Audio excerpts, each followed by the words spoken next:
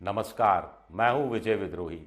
तो राहुल गांधी की भारत जोड़ो न्याय यात्रा शुरू हो चुकी है और इस यात्रा की तुलना कुछ लोग अमेरिका के राष्ट्रपति चुनाव से कर रहे हैं। किस तरह से कर रहे हैं? अमेरिका में जब राष्ट्रपति का चुनाव होता है तो आपने नक्शा देखा होगा। अमेरिका का 50 स्टेट हैं। कुछ नीले रंग के नक्शे होते हैं, कुछ लाल रंग में रंग दिए जाते हैं नक्शे। यानी कुछ रिपब्लिकन पार्टी के पास जाएंगे, ये तय होता है। कुछ जो नीले हैं वो डेमोक्रेटिक पार्टी के पास जाएंगे, ये तय होता है।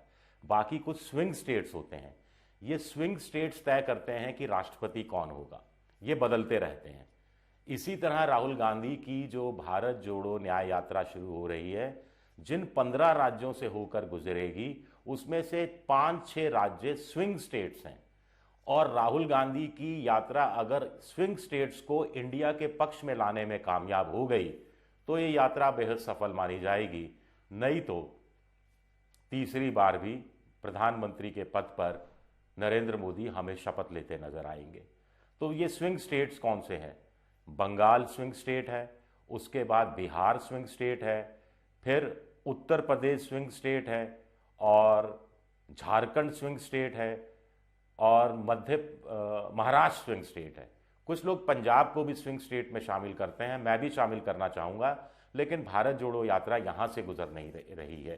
तो इन स्विंग स्टेट्स में कुल मिलाकर 224 सीटें हैं। अगर हम महाराष्ट्र, यूपी, बिहार, झारखंड और बंगाल की बात करें, और जिसमें से कांग्रेस के पास 6 सीटें हैं। लेकिन इनमें से सबसे महत्वपूर्ण स्विंग स्टेट, उत्तर प्रदेश तो अपने आप में है ही, सबसे महत्वपूर्ण स्विंग स्टेट महाराष्ट्र और बिहार है। क्योंकि एनडीए बीजेपी के साथ जो लोग थे बिहार में और जो महाराष्ट्र में थे वो अब नहीं है। तो ये स्विंग स्टेट्स क्या कमाल कर सकते हैं, इसकी चर्चा करेंगे। लेकिन पहले देखते हैं कि आखिर राहुल गांधी की भारत जोड़ो न्याय यात्रा से किसको फायदा होगा। कुछ लोग कह रहे हैं राहुल गांधी की छवि चमकेगी, कुछ लोग कह रहे हैं इंडिया मजबूत होगा, कुछ लोग कह रहे हैं कांग्रेस को मजबूत करने निकले हैं। राहुल गांधी खुद की छवि चमकाने नहीं निकले हैं, ये बात शीशे की तरह साफ है। जितनी छवि चमकनी थी वो पहली यात्रा के दौरान चमक चुकी। मोहब्बत की दुकान खुलनी थी, खुल गई। अब मोहब्बत की दुकान चलनी भी चाहिए। दुकान खुलना अलग बात है, चलेगी दुकान कैसे? तो ये एक होता है माउथ पब्लिसिटी से चलती है, एक विज्ञापन से चलती है। माउथ पब्लिसिटी यानी लोग बात करते हैं कि नहीं साहब वो दुकान अच्छा है, वो हलवाई अच्छा है, मिठाई बड़ी अच्छी होती है, या दुकान कम कीमत पर सामान देता है, व्यवहार बहुत अच्छा है, बैठाता है और पानी पिलाता है, या नौकर चाकर जो काम करते हैं बड़े ही विनम्र हैं।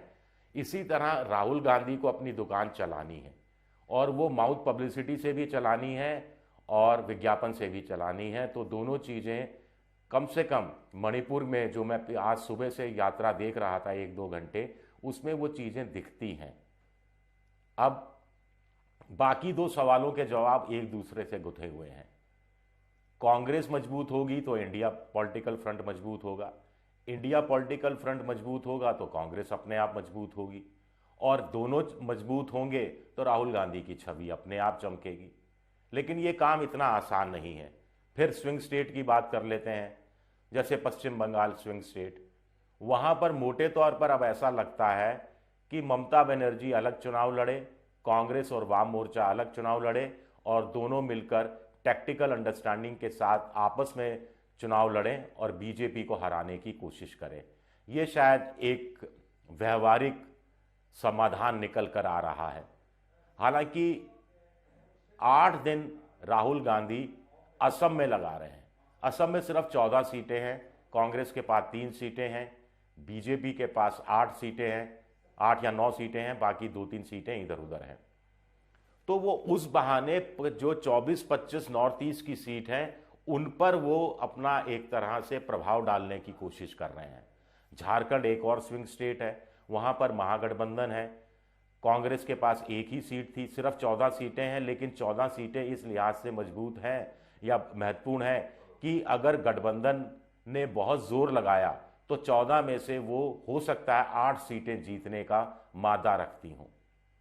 ऐसा कुछ पॉलिटिकल पंडितों का कहना है। यही स्थिति बिहार की है। बिहार में 40 सीटें हैं, कांग्रेस को सिर्फ 1 सीट मिली थी, इस बार जनता दल यूनाइटेड यानी नीतीश कुमार और लालू की पार्टी अगर 16-16 या 17-17 सीटों पर चुनाव लड़ते हैं तो कांग्रेस के हिस्से में 4 या 5 सीटें आ सकती हैं। इसी तरह उत्तर प्रदेश स्विंग स्टेट है, मायावती का जन्मदिन है, मायावती क्या फैसला करती हैं, क्या कोई घोषणा करती हैं, घोषणा तो नहीं करेंगी, क्या कोई संकेत देती है, ये देखना दिलचस्प रहेगा।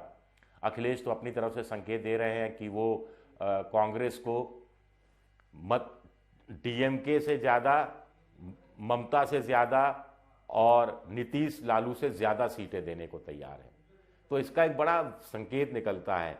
डीएमके ने शायद 8 या 9 सीटें पिछली बार कांग्रेस को दी थी लड़ने के लिए, तो क्या अखिलेश 9 से ज़्यादा 10 सीटें दे सकते हैं?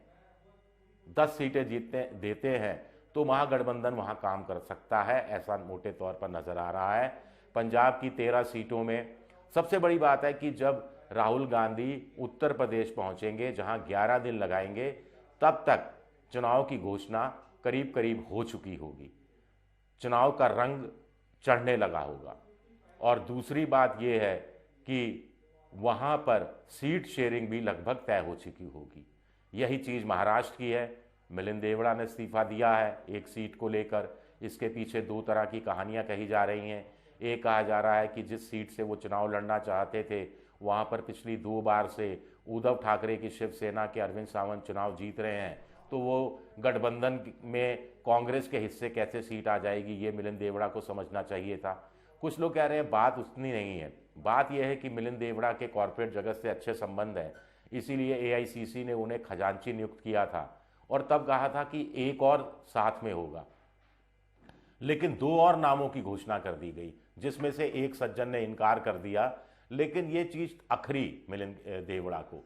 तो पॉलिटिकल जो नेता होते हैं वो अपनी इमेज का भी, स्टेटस का भी ध्यान रखते हैं, और स्टेटस के खिलाफ कुछ चीज़ चली जाए तो उसका फिर उनको फिर लगता है कि अब पार्टी में इज्जत नहीं रह गई। कुछ लोग कह रहे हैं कि राहुल गांधी अपने ही लोगों को अपनी पार्टी के साथ नहीं जोड़ पाए तो कांग्रेस को कैसे जोड़ेंगे। आरपीएन सिंह चले गए, जितेंद्र प्रसाद चले गए, ज्योतिरादित्य सिंधिया चले गए, सचिन पायलट भी करीब करीब जा ही चुके थे, उनको मनाया गया। कुछ लोग कह रहे हैं कि मिलिंद देवड़ा को उस रूप में क्यों नहीं मनाया गया जैसे सचिन पायलट को मनाया गया। कुछ लोग कह रहे हैं सचिन पायलट को मनाया तो गया, लेकिन अभी भी उनको तरसाया जा रहा है, अभी भी उनको सीधे सीधे राजस्थान में हार के बावजूद कमान नहीं सौंपी जा रही है, जो कुछ लोगों के अनुसार सौंप दी जानी चाहिए थी। क्या लोकसभा चुनाव के बाद ये फैसला होगा, ये देखना दिलचस्प रहेगा। मिलिंद देवड़ा को क्या रोका नहीं जा सकता था, ये भी अपने आप में राहुल गांधी की काबिलियत को लेकर सवाल उठाने वाले उठाते हैं। हालांकि राहुल गांधी जब ज्योतिरादित्य सिंधिया छोड़कर गए थे तब इसी तरह की प्रतिक्रिया दी थी, जिसको जाना जाए, हमें कोई मतलब नहीं है ऐसे लोगों से जो विचारधारा के खिलाफ जाते हैं और ऐसी विचारधारा के पक्ष में चले जाते हैं जिस विचारधारा का पूरा अपने पॉलिटिकल करियर में विरोध करते रहे हों। तो ये चीज़ अपनी जगह सही है, ऐसे लोग जाएं, लेकिन जो फिर पार्टी के अंदर जो विचारधारा से जुड़े हुए नेता हैं, प्रतिबद्ध नेता हैं, कमिटेड नेता हैं, युवा नेता हैं, उनको फिर उभारने का, आगे लाने का, जिम्मेदारी देने का, जवाबदेही तय करने का कोई ना कोई रास्ता तो राहुल गांधी को ही निकालना होगा। ये तो कोई विपक्षी पार्टियां या एनडीए इंडिया के धड़े तो निकालने से रहे।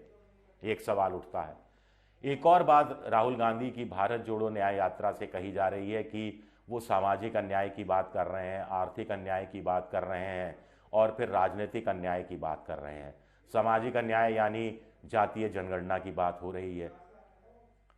आर्थिक अन्याय यानी महंगाई और बेरोजगारी के खिलाफ एक मोर्चा बनाने की, युवाओं को जोड़ने की, खासतौर से जो 18 से लेकर 35-40 साल का युवा है, जो देश की करीब 65% आबादी इसके तहत आती है, उसको जोड़ने की बात हो रही है।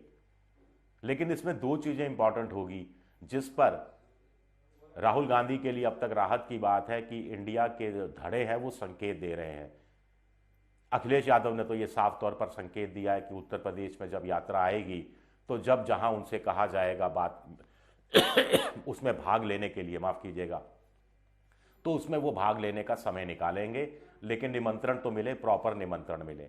एक सीट शेयरिंग अपने आप में ठीक है, लेकिन वोट ट्रांसफर वाली स्थिति भी पैदा करनी पड़ेगी कि वोट ट्रांसफर हो जाए। इसके लिए भी राहुल गांधी और इंडिया के अलग अलग जो पार्टियों के नेता एक साथ एक मंच पर नजर नहीं आएंगे तो ये वोट ट्रांसफर का काम भी ढंग से नहीं हो पाएगा। शुक्रिया, मेरा ये वीडियो देखने के लिए बहुत बहुत शुक्रिया।